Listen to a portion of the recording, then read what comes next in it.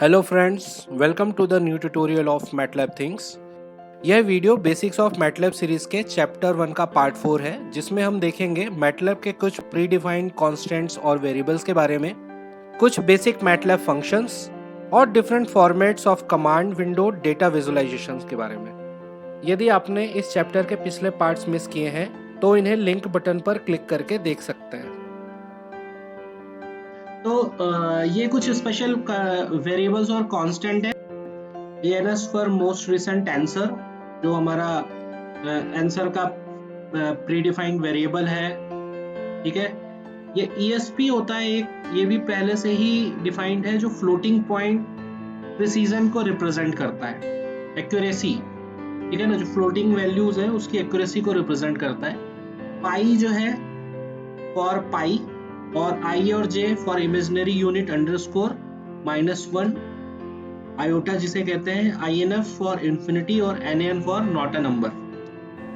आई जो है ये पहले से प्री डिफाइंड है, सेम वे जो इंफिनिटी है वो INF करके होता है। INF फंक्शन है जो इंफिनिटी को रिप्रेजेंट करता है मैटलैब के अंदर। ठीक है ना, तो ये सारी वैल्यूज प्री डिफाइंड है। INF प्री डिफाइंड है, ANS प्री डिफाइंड है, प्री डिफाइंड आउटपुट वेरिएबल है। INF और इंफिनिटी है, पाई फॉर पाई की वैल्यू है। ठीक है ना, इसी तरीके से आई और जे, ठीक है ना, ये दोनों भी प्री डिफाइंड है। आई और जे, ये आयोटा है, आयोटा जो कॉम्प्लेक्स टर्म में यूज होते हैं। ठीक है, आप देख रहे हो आई और जे लिखा है, मतलब क्या है, ये कॉम्प्लेक्स कॉम्प्लेक्स वैल्यू 1 है, इसका कॉम्प्लेक्स पार्ट 1 है। ठीक है ना, देखिए मैंने सीधे सीधे लिखा था, ये 0 है, तो ये कॉम्प्लेक्स यूज करना है, कॉम्प्लेक्स टर्म है, कॉम्प्लेक्स वेरिएबल्स में कैलकुलेशन करना है, तो हम ये कॉम्प्लेक्स टर्म को रिप्रेजेंट करने के लिए आई या जे प्री डिफाइंड है, पहले से ही मैटर में डिफाइंड है ना। आई INF जे, और एक होता है NaN, नॉट अ नंबर, जो नंबर नहीं है। जैसे जो मैं 0 डिवाइड बाय 0 करोगे तो क्या आएगा, नॉट अ नंबर। ठीक है ना, तो जो कोई ऐसा कैलकुलेशन आ जाता है जहां पर कोई न्यूमेरिकल रिजल्ट एग्जिस्ट नहीं करता है, तो वो नॉट अ नंबर रिजल्ट वहां पे शो करता है, नॉट अ नंबर। और 1 डिवाइडेड बाय 0 करोगे तो क्या आएगा, INF, इंफिनिटी। इसके बाद ये कुछ और हमारे बेसिक मैथमेटिकल फंक्शंस हैं जो पता होने चाहिए, सीधे सीधे इम्प्लीमेंटेबल है मैटलैब में। जैसे ABS मतलब एब्सोल्यूट वैल्यू।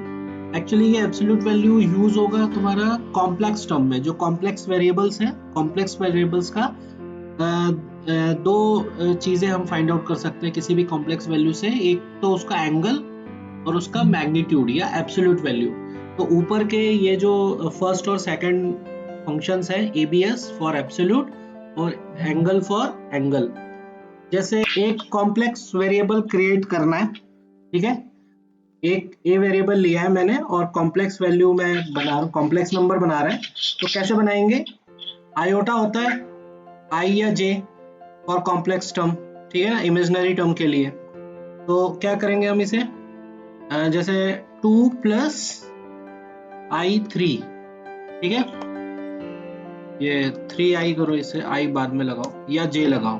ठीक है, तो ये एक वेरिएबल क्रिएट हो गया है a, जो एक कॉम्प्लेक्स नंबर है जिसका रियल पार्ट है 2 और इमेजिनरी पार्ट है 3।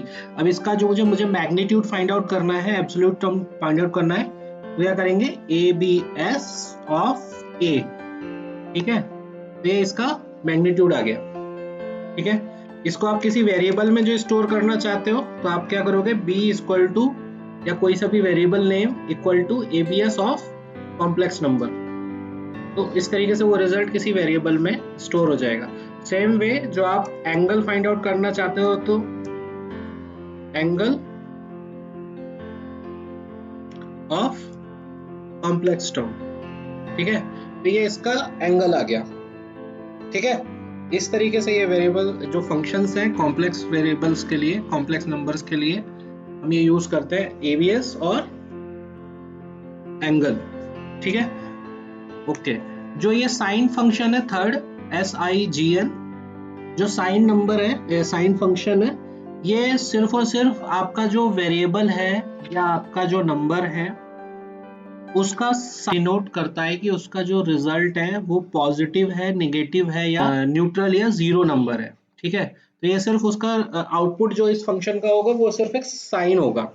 जैसे मैं ये फंक्शन यूज करता हूँ और हमने एक वेरिएबल एक वैल्यू लिया है 16, तो 16 एक पॉजिटिव नंबर है ना, तो रिजल्ट आएगा 1, मींस ये पॉजिटिव है। लेकिन इसी की जगह पे जो -16 होगा तो ये रिजल्ट देगा -1, मींस जो भी वैल्यू है वो एक निगेटिव वैल्यू है, और जो आपका जीरो रहेगा तो फिर वो तो जीरो ही देगा।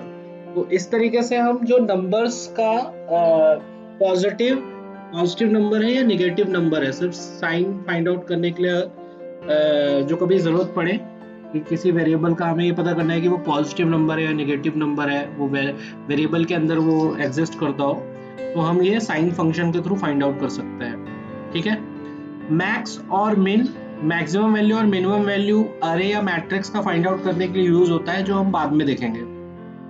ठीक है, राउंड है अगला जो हमारे पास फंक्शन है, वो है राउंड। इस फंक्शन को देखो, राउंड मींस नाम से ही साफ हो रहा है कि हमारे पास कोई डेसिमल नंबर है, उसकी राउंडेड वैल्यू फाइंड आउट करना है। ठीक है, राउंड ऑफ करना है, तो हम ये फंक्शन को यूज करेंगे, राउंड फंक्शन को यूज करेंगे। इसी के साथ हमारे पास एक और दो फंक्शन और है, ये सेल और फ्लोर, ये सील और फ्लोर, ये भी हमारे पास राउंडिंग के लिए ही यूज होता है। ठीक है, लेकिन इनमें डिफरेंस क्या है इन तीनों फंक्शंस में, राउंड फंक्शन, सील और फ्लोर फंक्शन में किस तरीके से इनमें क्या डिफरेंस है। तीनों राउंडिंग के लिए है। राउंडिंग मींस हमारे पास कोई डेसिमल वैल्यू है, फॉर एग्जांपल जैसे हमारे पास कोई वैल्यू होती 5.6, 5.6 को मैं राउंड ऑफ करूंगा तो क्या रिजल्ट आएगा, 6 आएगा। ठीक है, ये आ गया। लेकिन जो 5.5 होगा तो हम उसे क्या करेंगे, 5.5 भी 6 ही होता है।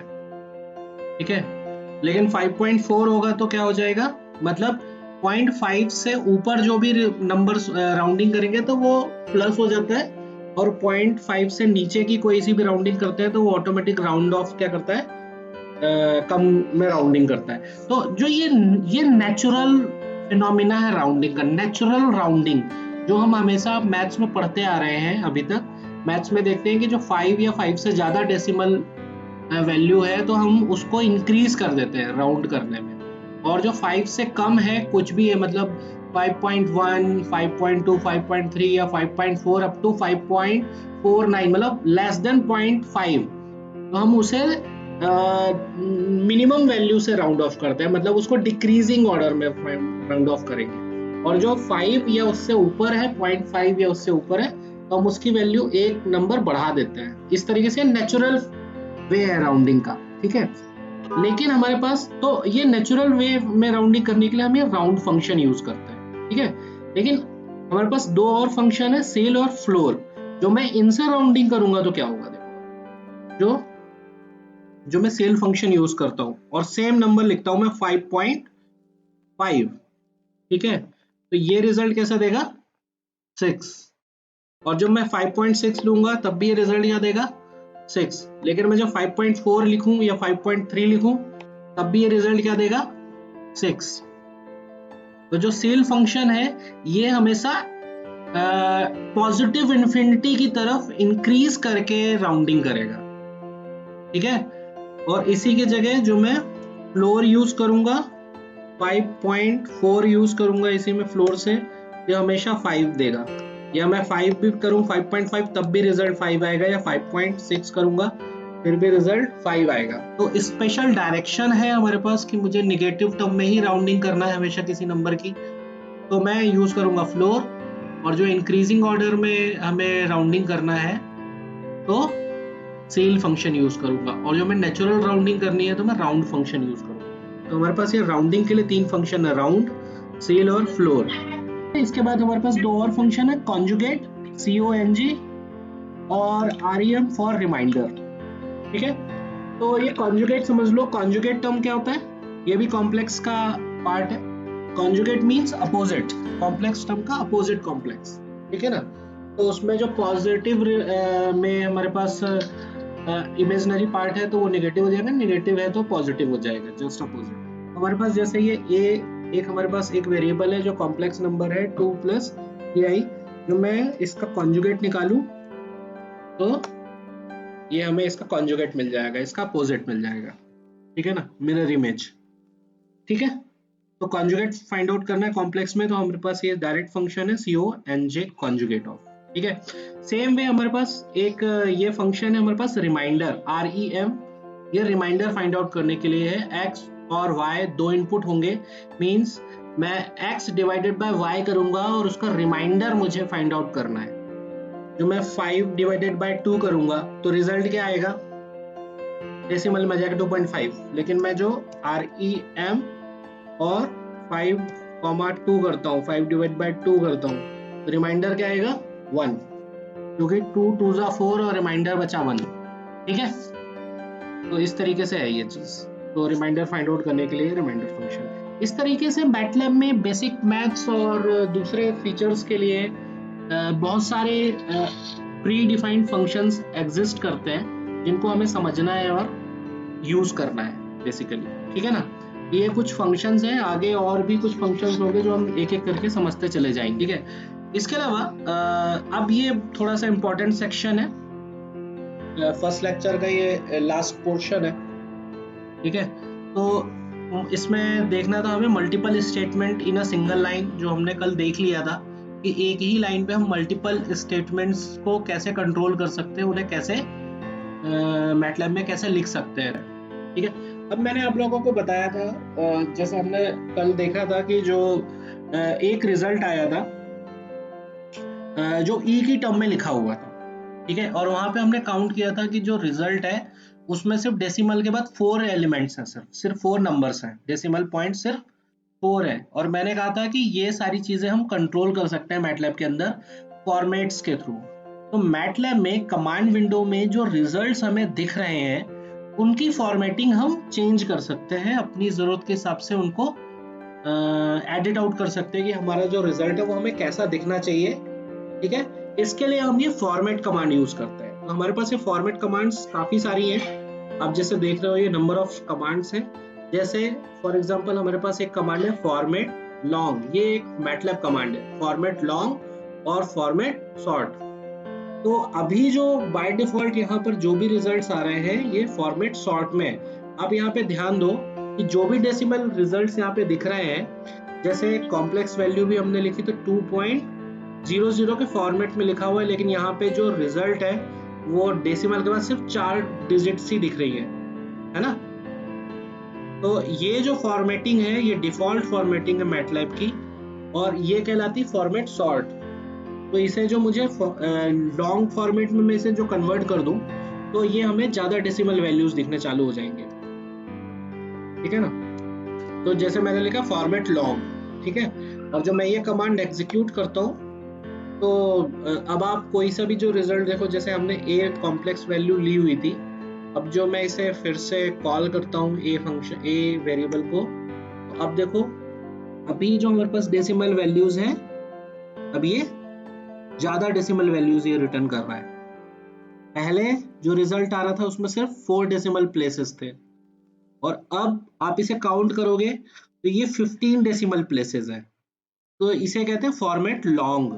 तो फॉर्मेट लॉन्ग में आपको 15 डेसिमल प्लेसेस तक रिजल्ट मिलता है, और फॉर्मेट शॉर्ट में 4 डेसिमल प्लेसेस तक रिजल्ट मिलता है। तो इस तरीके से आप ये देख सकते हो कि यहाँ पर जो हमारा रिजल्ट है वो उसके डेसिमल वैल्यूज में एक्यूरेसी इंक्रीज हो जाती है।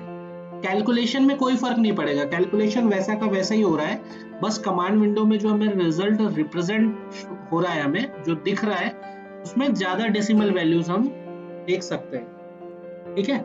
ज्यादा डेसिमल 15 डेसिमल प्लेसेस तक हम रिजल्ट को एग्जीक्यूट कर सकते हैं। तो इसी तरीके से हमारे पास है फॉर्मेट बैंक। बैंक में सारा का सारा कैलकुलेशन मनी के फॉर्म में होता है, मतलब मनी का ही कैलकुलेशन होता है। तो जो आपको कैलकुलेशंस जो मनी का कैलकुलेशन करना है तो उसके लिए हम फॉर्मेट बैंक यूज करेंगे। तो फॉर्मेट बैंक सिर्फ आपको यही लिखना है और कमांड विंडो में एग्जीक्यूट करना है। अब आप कोई भी टर्म लिखोगे, जैसे मैंने 45 लिखा, तो अब जो रिजल्ट्स आएंगे वो ऐसे आएंगे 45.00, मीन्स अब डॉट के बाद ये 2 जीरो जो है ये पैसों को रिप्रेजेंट कर रहे हैं। अब कोई भी वेरिएबल आप कैलकुलेशन करोगे, कुछ भी करोगे कैलकुलेशन, या कोई भी नंबर आप लोगे, कुछ भी रिजल्ट आएगा वो सिर्फ डेसिमल 2 प्लेसेस डेसिमल्स तक के रिजल्ट आएंगे, और जो ये डॉट 00 है ये पैसों को रिप्रेजेंट कर रहा है, ठीक है ना। तो अब सारा का सारा कैलकुलेशन ये मनी के टर्म में हो रहा है यहाँ पर इंटरनली, और जो रिप्रेजेंटेशन होगा वो उसी फॉर्मेट में होगा। जो हमारे पास दूसरा है ये शॉर्ट ई और लॉन्ग ई, ये यहाँ पे लॉन्ग और शॉर्ट इसी का इंजीनियरिंग टर्म कहलाता है, ये ई, शॉर्ट ई और लॉन्ग ई। मींस इसमें जो रिजल्ट आएंगे वो हमारा इंजीनियरिंग कंप्यूटेशंस के रिजल्ट्स होंगे। लाइक जो कल जो रिजल्ट देखा था E+1 2 3 लिखा हुआ था जो, ठीक है ना, वो इंजीनियरिंग फॉर्मेट ही था वो। तो उसी में ही लॉन्ग या शॉर्ट इंजीनियरिंग फॉर्मेट हमें यूज करना है, उसके लिए हम ये फॉर्मेट फंक्शन यूज करते हैं, ये फॉर्मेट कमांड यूज करते हैं। इसी तरीके से हमारे पास एक और है format rat. Rat means rational number. जो आप ये फॉर्मेट रैट करोगे, ये फॉर्मेट रैट जो हमने यूज किया है, तो अब जो कैलकुलेशंस होंगे या आपके जो रिजल्ट्स कमांड विंडो में आएंगे वो रैशनल फॉर्मेट में आएंगे। जैसे मैंने जो कुछ भी आप करो, जैसे मैंने 45.89 लिखा है, ठीक है, ये डेसिमल वैल्यू है, लेकिन मैं जैसे एंटर करूंगा तो इसका रैशनल फॉर्मेट हमें रिजल्ट में शो होगा, ठीक है। कोई सा भी रिजल्ट होगा वो रैशनल फॉर्मेट में ही, इसमें सारा रिजल्ट रैशनल वे में ही दिखाई देगा। जैसे आप कुछ भी करोगे 45 डिवाइडेड बाय 78, तो ये इसका रैशनल रिजल्ट है 15 डिवाइड बाय 26, ठीक है। अब सारे रिजल्ट इसमें रैशनल वे में ही आएंगे। तो आप जिस तरह का फॉर्मेटिंग ऑन कर दोगे वैसे ही रिजल्ट्स का रिप्रेजेंटेशन चालू हो जाता है, इसमें वैसा ही रिजल्ट आता है, ठीक है। इसी तरीके से जो फॉर्मेट HEX हैक्स है, ये हेक्साडेसिमल के लिए है। हेक्सा मतलब 16 सिंबल्स। तो 16 कैसे होते हैं, 0 से लेके 9 तक 10, उसके बाद फिर ABCDEF तक चला जाता है ये, ठीक है। तो ये हो जाते हैं 16। तो हेक्साडेसिमल में ये 16 सिंबल यूज होते हैं। तो कंप्यूटर्स में या एम्बेडेड सिस्टम में जो भी कैलकुलेशंस होते हैं वो हेक्साडेसिमल में कैलकुलेशंस होता है, ठीक है। तो हेक्साडेसिमल बहुत ज्यादा इंपॉर्टेंट रोल प्ले करता है एम्बेडेड सिस्टम में या कंप्यूटर लैंग्वेजेस के अंदर। इसलिए इसमें हेक्साडेसिमल के लिए अलग से फॉर्मेट दिया हुआ है। जो आप ये हेक्साडेसिमल का फॉर्मेट, हेक्स का फॉर्मेट यूज करोगे तो जो कैलकुलेशंस होंगे, जो रिजल्ट्स आएंगे वो सारे हैक्स में हो रहे होंगे, ठीक है। जैसे फॉर्मेट HEX, अब इसमें लिखना उसी तरीके से है जैसा इसमें लिखा गया है। सारी चीजें, जो चीज स्मॉल में लिखी है वो स्मॉल में, जो कैपिटल में लिखी है वो कैपिटल में, ऐसा ही मतलब केस सेंसिटिव है ये वैसे, ठीक है ना। इसको ऐसे करोगे तो अब ये हेक्साडेसिमल फॉर्मेशन यहाँ पे चालू हो गया है। अब आप यहाँ पर 15 लिखोगे तो ये इसका हेक्साडेसिमल कन्वर्जन यहाँ पे लिखा हुआ है। या आप कोई भी कैलकुलेशन करोगे, ये कॉम्प्लेक्स टर्म, कॉम्प्लेक्स नंबर के हेक्साडेसिमल कन्वर्जन लिखा हुआ है, ठीक है ना। ये अब ये इस तरीके से यहाँ पर सारा का सारा ये कन्वर्टेड रिजल्ट्स हैं ये सारे हेक्साडेसिमल के, ठीक है ना। अब इसके बाद ये फॉर्मेट प्लस है एक,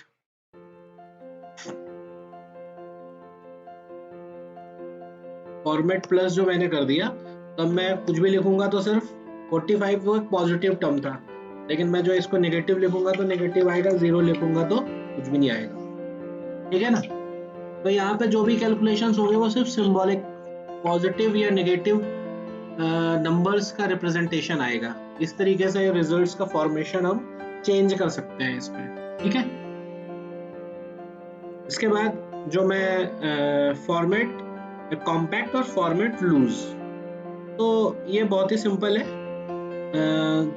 अभी आप कुछ भी यहाँ पे देखो, जिससे मैं इसको पहले तो फॉर्मेट सॉर्ट कर देता हूँ,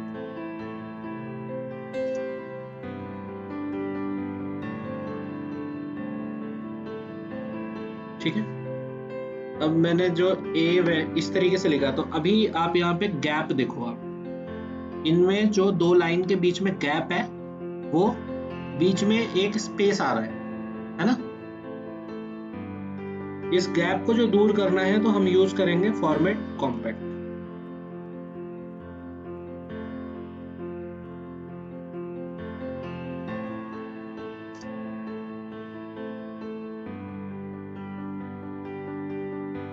ठीक है, और अब मैं जो सेम चीज लिखूं तो अब आप देखो जो फॉर्मेट कॉम्पैक्ट ऑन किया है तो इस पे रिजल्ट में और यहाँ पर देखो लाइन का गैप यहाँ पे गायब हो गया, कम हो गया है। ठीक है ना, ओके।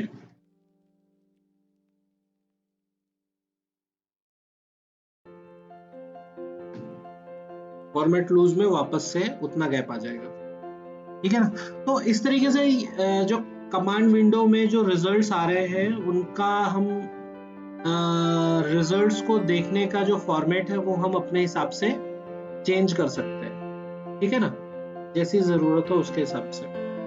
और जो डिफॉल्ट सेटिंग करनी है तो आप सिर्फ फॉर्मेट लिखो और एंटर करो, तो जो प्री डिफाइंड सेटिंग होगी वो पहले से जो चल रहा था उसी तरीके में ये डायरेक्टली डिफॉल्ट फॉर्मेटिंग में चेंज हो जाएगा डाटा। ये बेसिक फंक्शंस थे, बेसिक कमांड्स थी मैटलैब की मैथमेटिक्स से रिलेटेड जो हमने यहाँ पे देखी है। ठीक है, आज के लिए इतना ही। उम्मीद करता हूँ कि यह वीडियो आपको पसंद आया होगा। इस वीडियो को लाइक करें, शेयर करें उन सभी के साथ जो मैटलैब सीखना चाहते हैं, और मेरे चैनल को सब्सक्राइब करना ना भूलें। Thank you. मैं हूँ Neeraj. Let's think about MATLAB.